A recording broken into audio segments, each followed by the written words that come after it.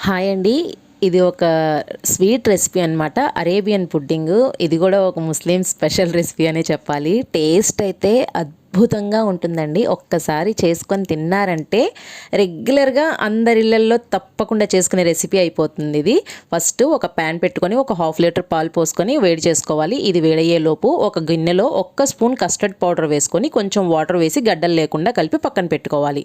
ఈ మరుగుతున్న పాలల్లో టేస్ట్ అకార్డింగ్ మనకు కావాల్సినంత పంచదార వేసేసి కలుపుకోవాలి. పంచదార కరిగిన తర్వాత నేనైతే 4 స్పూన్లు పంచదార వేశాను. పంచదార కూడా కరిగిపోయిన తర్వాత పాలు మరుగుతున్నప్పుడు మనం ముందుగా కలిపి పెట్టుకున్న కస్టర్డ్ పౌడర్ ఉంది కదా, ఆ కస్టర్డ్ పౌడర్ వేసేసి చక్కగా గడ్డలు లేకుండా కలుపుకొని ఇట్లా చక్కగా పేస్ట్ లాగా అయిపోతుందండి. ఈ విధంగా చక్కగా దీన్ని ఒక ఉడుకుతుంది, మనకు తెలిసిపోతుంది కదా. ఈ విధంగా ఉడుకుతుండగా ఇంక దీన్ని స్టవ్ ఆఫ్ చేసేసుకోవాలి.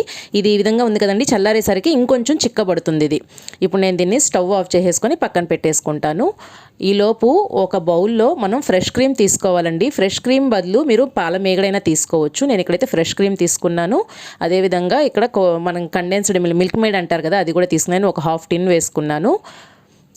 ఇప్పుడు ఈ రెండు చక్కగా కలుపుకోవాలండి. ఫ్రెష్ క్రీమ్ అంటే మనకి పచ్చి పాల మీద మేగడ అన్నమాట. పాలని తీసుకెళ్ళి ఫ్రిడ్జ్లో పెట్టేస్తే పైన ఒక తేటలాగా వస్తుంది, దాన్నే ఫ్రెష్ క్రీమ్ అంటారు. ఇప్పుడు అది బాగా కలుపుకొని పక్కన పెట్టుకున్నాం కదా, ఒక ట్రేలో ఇట్లాగా మనకు బ్రెడ్ స్లైసెస్ ఉంటాయి కదా, అవి అడ్జస్ట్ కట్ చేసేసుకొని ఈ విధంగా సెట్ చేసుకోండి. మనకి ఎన్ని లేయర్స్ కావాలనుకుంటే అన్ని లేయర్స్ సెట్ చేసుకోవచ్చు. ఇది ఫస్ట్ అయితే ఒక లేయర్ సెట్ చేసుకొని దాంట్లో మనం ముందుగా ఉడికించుకున్న కస్టర్డ్ ఉంది కదా, అది వేసుకొని ఒక లేయర్ ఇట్లాగా స్ప్రెడ్ చేసుకోవాలి.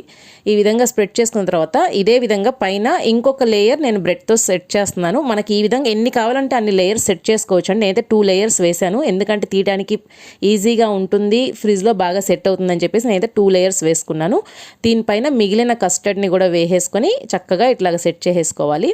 దీనిపైన మనం ముందుగా కలిపి పెట్టుకున్నాం కదండి, ఫ్రెష్ క్రీమును కండెన్స్డ్ మిల్క్ చక్కగా కలుపుకున్నాం కదా, అది వేసుకోవాలి. నేనైతే ఇక్కడ కొంచెం ఎక్కువ క్వాంటిటీ వేసాను. మీరు కావాలి అనుకుంటే ఇందులో సగం క్వాంటిటీ కూడా వేసుకోవచ్చు. దీనికి అసలు క్వాంటిటీ ఏం లేదండి, పైన ఒక లేయర్ లాగా వస్తే సరిపోతుందన్నమాట.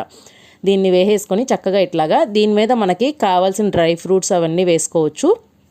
నేనైతే బాదం చక్కగా సన్నగా తరిగాను కదా, ఆ సన్నగా తరిగిన బాదం పలుకులు అట్లాగే పిస్తా వేస్తున్నాను.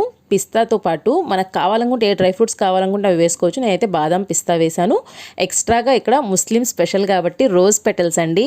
అరబ్ దేశాల్లో దొరికే స్వీట్ ఐటమ్స్లో ఎక్కువగా రోజ్ పెటల్స్ అనేవి కంపల్సరీగా ఉంటాయి. ఇవి డ్రై రోజ్ పెటల్స్ అనమాట.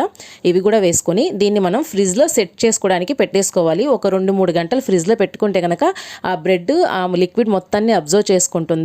చూడటానికి చాలా బాగుంది కదండి, తినడానికి కూడా అంతే బాగుంటుంది. తప్పకుండా ట్రై చేయండి. నచ్చితే లైక్ చేయండి, షేర్ చేయండి.